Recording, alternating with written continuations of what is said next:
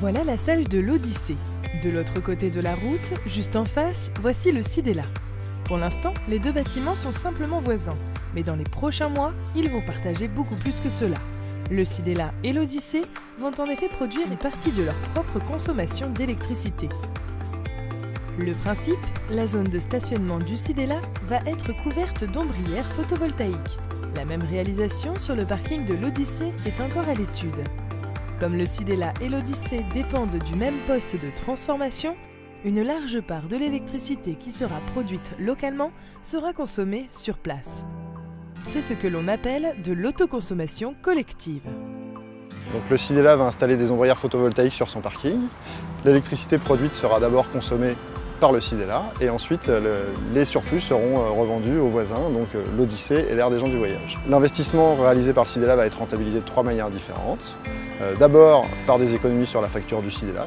La deuxième source de valorisation, c'est qu'on va revendre l'électricité produite localement à nos voisins. Et puis en dernier lieu, on va revendre l'électricité sur le réseau à un acteur obligé comme EDF ou Enercop par exemple.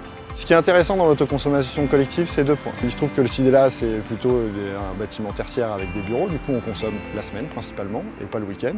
Alors que si on produit, on va produire aussi le week-end. Donc ce qui est intéressant, c'est pouvoir le week-end vendre de l'électricité par exemple à l'Odyssée, parce que l'Odyssée, c'est une salle de spectacle avec possiblement des événements le week-end. Donc on a des profils de consommation différents. Et donc ce qui est intéressant, c'est cette complémentarité. Donc le deuxième point intéressant à l'autoconsommation collective, c'est qu'on va consommer de l'énergie produite localement et du coup, on va être intéressé économiquement à regarder ce qu'on consomme déjà aujourd'hui et demain consommer sans doute mieux et moins. Le Cidela a souhaité rentrer dans cette démarche pour 4 raisons. Le premier, c'est apprendre en faisant. Le deuxième, c'est faire un projet exemplaire et réplicable.